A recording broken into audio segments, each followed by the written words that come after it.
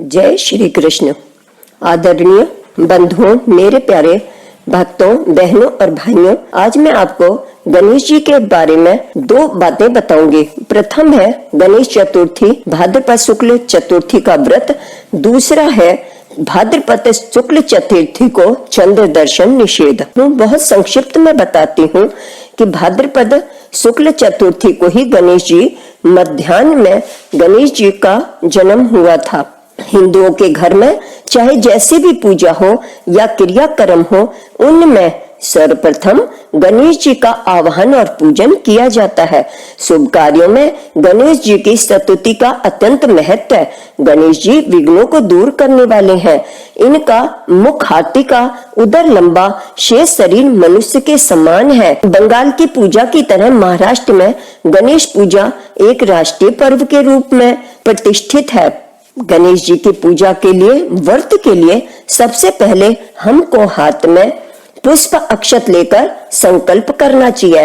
ओम विष्णुर विष्णु विष्णु अद्य दक्षिणायने सूर्य वर्षतो भाद्रपद मासे शुक्ल पक्षे गणेश चतुर्थ्यार्तिथ अमुक गोत्रोत्पन्न हम अमुक शर्मा वर्मा गुप्तो हम विद्या आरोग्य पुत्र धन प्राप्ति पूर्वकम से परिवारस्य मम सर्व संकट निवारणार्थ श्री गणपति प्रसाद सिद्धे चतुर्थी व्रतांगत्वेन श्री गणपति देवस्य यथा लब्धोपचारहि पूजनम करिष्ये। बहनों और भाइयों, यदि हम संकल्प न भी कर सकते हैं तो हाथ में अक्षत और पुष्प लेकर गणेश जी का ध्यान करके, हे गणपत देव, आज मैं आपकी पूजा करूंगा या करूंगी, मेरे इस व्रत को निर्विघ्न पूरा कराइएगा।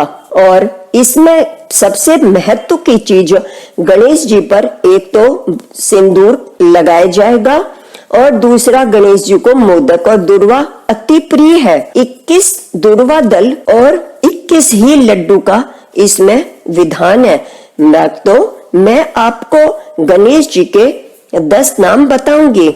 हर 10 नाम के साथ 2-2 दुर्वा दल गणेश जी को अर्पित किए जाएंगे। प्रथम ओम गणाधिपतये नमः, द्वितीय ओम उमापुत्राय नमः, तृतीय ओम विघ्ननाशनाय नमः, चतुर्थ ओम विनायकाय नमः, पंचम ओम ईशपुत्राय नमः, षष्ठम ओम सर्व सिद्धि प्रदाय नमः, सप्तम ओम एक दंताय नमः, अष्टम इभ वक्त्राय नमः, नवम ओम मूषक वाहनाय नमः, दसम ओम कुमार गुरुवे नमः। 10 नामों के बाद आप एक साथ सब 10 नामों को बोलकर बचा हुआ एक भी अर्पित कर देंगे। इस तरह हमारे 21 दुर्वा दल गणेश जी की मूर्ति पर या ऊपर या उनके हाथों में चढ़ा देंगे, पर उन दुर्वा दल को उनके पैरों में नहीं रखेंगे। भक्तों, और 21 जो लड्डू बनाए गए हैं उन लड्डुओं को गणेश जी के पास चढ़ाएंगे। 5 ब्राह्मणों को दे देंगे, शेष को प्रसाद लेकर के परिवार में बांट देंगे। पूजन के बाद गणेश सहस्त्रावली, गणेश जी के नाम, गणेश जी की आरती, इनको करेंगे तो गणेश जी हमारे व्रत को संपादित करेंगे। व्रत पूर्ण होने पर हम गणेश जी को प्रार्थना करेंगे, हे गणपत देव, हम पूजा नहीं जानते, न आपको आह्वान विसर्जन जानते, हमने जो ये संक्षिप्त पूजा करी है आप उसको स्वीकार कीजिएगा। भक्तों, बहुत थोड़े समय में मैंने आपको ये गणेश चतुर्थी, भाद्रपद शुक्ल चतुर्थी जो 22 अगस्त को आने वाली है, उसका व्रत बताया। अब उस दिन मैं आपको चंद्र दर्शन क्यों निषेध है इसके बारे में बताऊंगी। भक्तों, मेरे प्यारे बहनों और भाइयों, सैमंतक मणि की एक छोटी सी कहानी है, पहले आप उसको सुनिएगा। द्वारकापुरी में सत्रजित नामक एक यदुवंशी राजा था। वो भगवान सूर्य का परम भक्त था। उसकी भक्ति से प्रसन्न होकर भगवान सूर्य ने उसे सैमंतक नाम की मणि दी, जो सूर्य के समान ही कांतिमान थी। वह प्रतिदिन 8 बार सोना देती थी। उसके प्रभाव से राष्ट्र में रोग, अनावृष्टि, सर्प, अग्नि, चोर और दुर्भिक्ष का भय नहीं था। एक दिन सत्राजित उस मणि को धारण कर राजा उग्रसेन की सभा में आया। वो बिल्कुल सूर्य के समान चमक रहा था। भगवान श्री कृष्ण की इच्छा थी, यदि ये दिव्य रत्न राजा उग्रसेन के पास हो तो सारे राष्ट्र का कल्याण हो जाएगा। इधर सत्राजित को मालूम हुआ कि श्री कृष्ण मेरी मणि लेने चाहते हैं। उसने वह मणि अपने भाई प्रसेन को दे दी।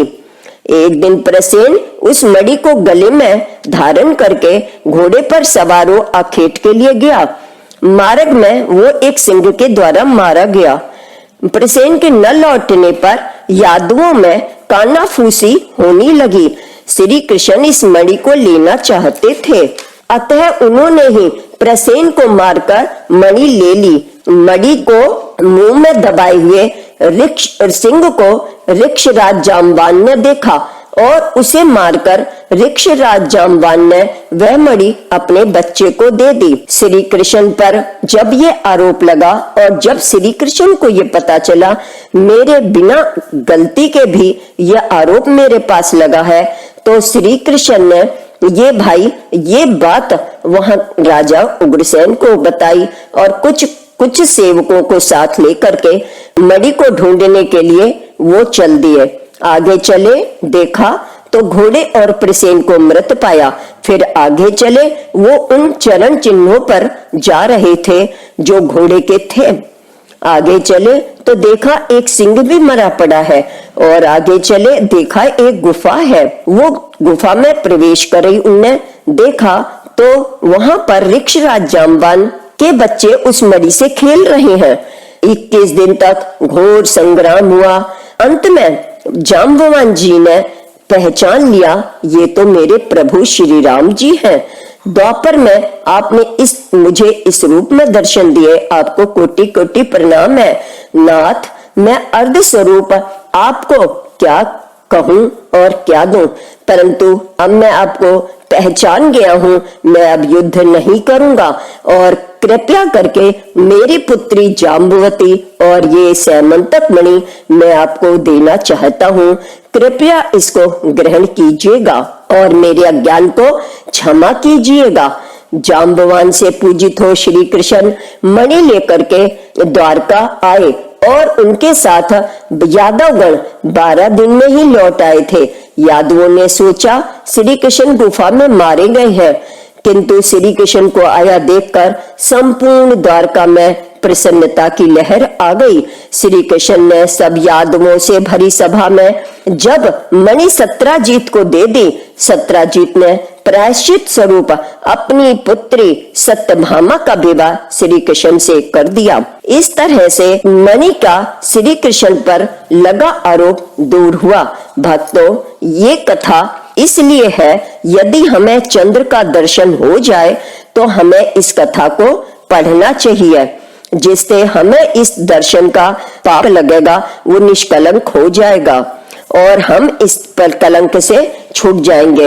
यदि हम इसे न पढ़ सकते तो हमें 108 बार ये मंत्र पढ़ना चाहिए। सिंह प्रसेनम वधीत सिंहो जाम्बवता हतः सुकुमारक मारोदिस्तव हयेश शैमंतकः। भक्तों, मैं एक बार आपको बताऊंगी। सिंह प्रसेनम वधीत सिंहो जाम्बवता हतः सुकुमारक मारोदिस्तव हयेश शैमंतकः। चंद्र दर्शन के दोष को मिटाने के लिए हमें इस मंत्र को भी पढ़ लेना चाहिए, संभव हो जाए, और इस कथा को भी सुन लेना चाहिए। यदि हम तृतीया का चंद्रमा और पंचमी का चंद्रमा भी देख लें तो हम इस कलंक से भी मुक्त हो जाते हैं और हमें मन में कोई किसी तरह का पश्चाताप नहीं सताता और न ही हमें वर्ष भर कोई झूठा लांछन लगता है। भक्तों, साधकों, जय श्री गणेश। भक्तों, मेरे इस वीडियो को अपने मित्रों व परिवार के सदस्यों के साथ शेयर करें, जिससे वे ज्यादा से ज्यादा लाभान्वित हो सकें। इस तरह की वीडियोस पाने के लिए हमारे चैनल को सब्सक्राइब करें और बेल आइकन दबाएं, कमेंट सेक्शन में जय श्री कृष्णा, जय श्री गणेश जरूर लिखें। जाने से पहले वीडियो डिस्क्रिप्शन चेक करें। जय श्री गणेश, रिद्धि सिद्धि सहिताय महागणपति भगवान की जय।